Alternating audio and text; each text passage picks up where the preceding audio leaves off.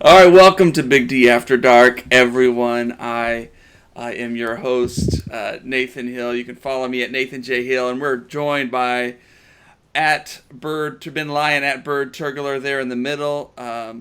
You can kind of just see his face from the nose down at the moment. He'll perk up, I think, in a bit as he drinks his tall boy. And then there on the end is Jose Carmona, El Chico Carmona on Twitter. Follow us. Welcome to the show, our number 2 this season.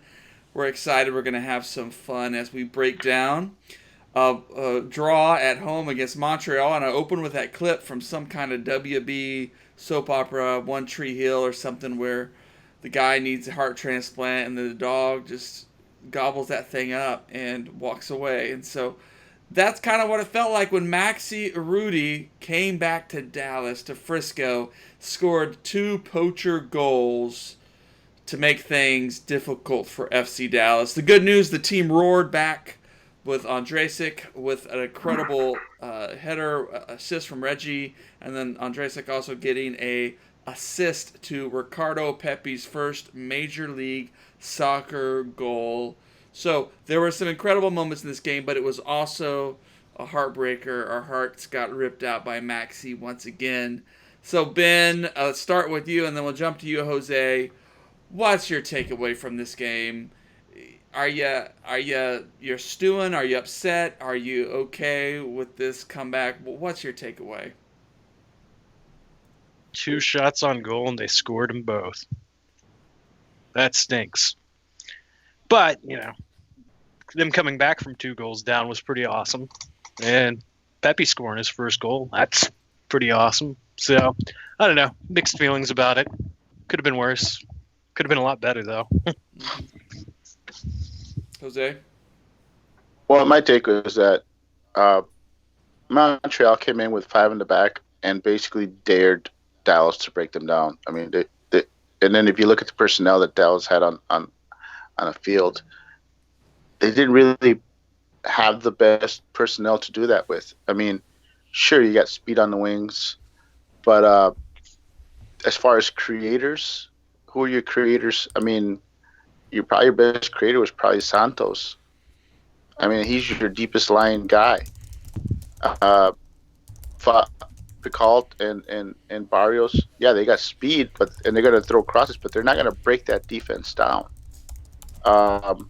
So my take was that Dallas lined up, you know, uh, their lineup they had out there wasn't ideal.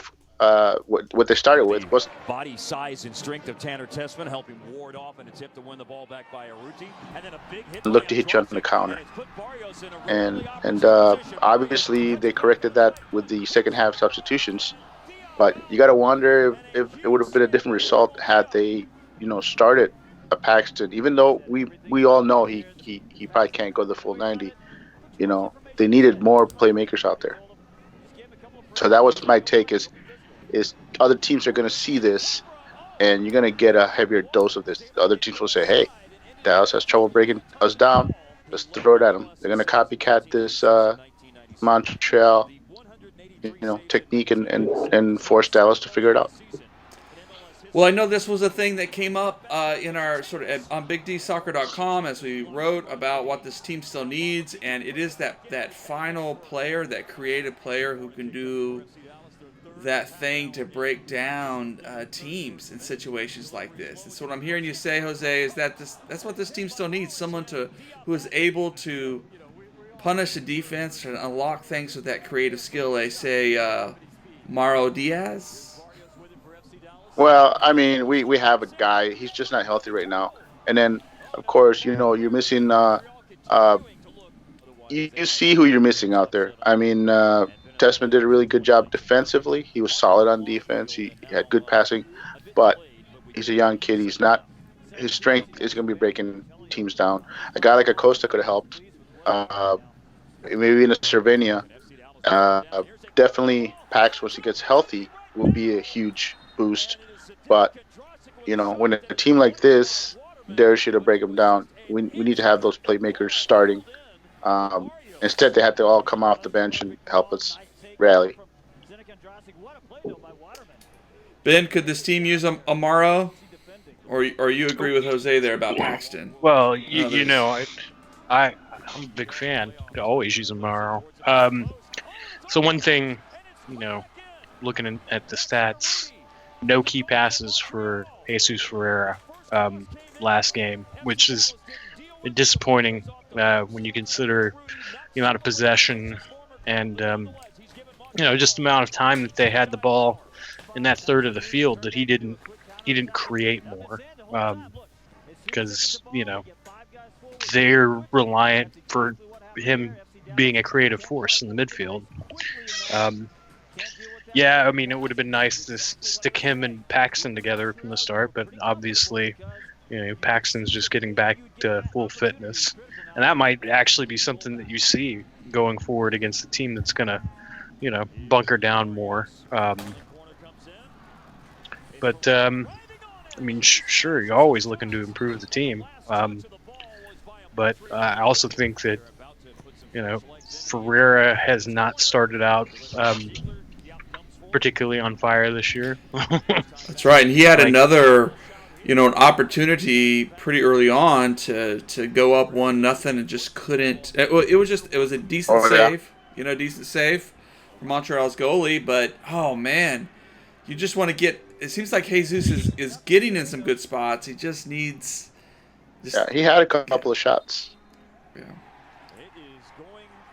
Yeah. He had a couple of shots, but no, I think the thing with Ferreira is if you're going to play a team like, say, Atlanta or LAFC, two teams that are going to come after you, then yeah, I think Ferreira can be a good number 10 there because he does give you attacking options.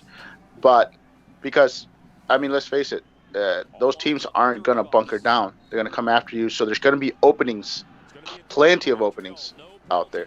But against a team like Montreal, who basically said, hey, we're going to sit back and just defend. And then you see the weaknesses of starting Ferreira. Ferreira, yes, he's dangerous, but he's not a pure creator. And the next time we play another team that sits down and bunker, you don't want to start Ferreira there. I mean, it's not his strength.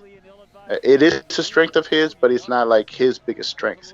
So I think, and look who we have that's healthy. So it's not like Dallas really had much of a choice, and you got to give Montreal props for playing the right game plan. Their game plan was to come in here and honestly try to leave with a point. That was their goal, and if they happen to get the win, then great. But they were going to sit back and basically try to get out of here with a 0-0 draw, or catch Dallas in the counter and get out of here with a 1-0 win. I mean, that's what they were going for. And of course, Dallas. I was just gonna say Dallas. I expected them to. I didn't put it in my predictions, but I expected them to have at least one blunder on defense and allow at least one goal. In this case, they allowed 2. Yeah, and they were those kinds of goals. They were. We'll come back to that in a minute. Ben? What'd you think? Did the VAR get the call wrong? Did the ref get the call wrong on the handball? I'm not sure. I mean, I think with the new hand rule for handballs, yeah, probably. But it's kind of a flimsy handball. It was kind of like a ball to handball, kind of. Didn't really have a chance. Oh, hey. Your stream has been disappeared. Oh no. Uh-oh.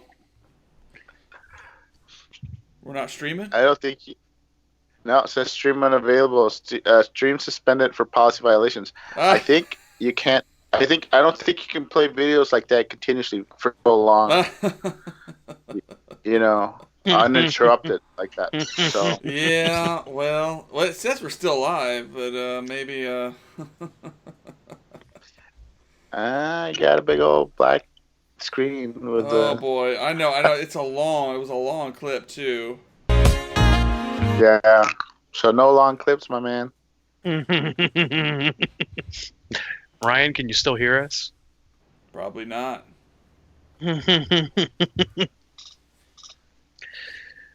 Well, What do you want? What do you want to do, boys? Hold on, let me. I mean, let's come back still on. riff. We'll be right back. Yeah, we.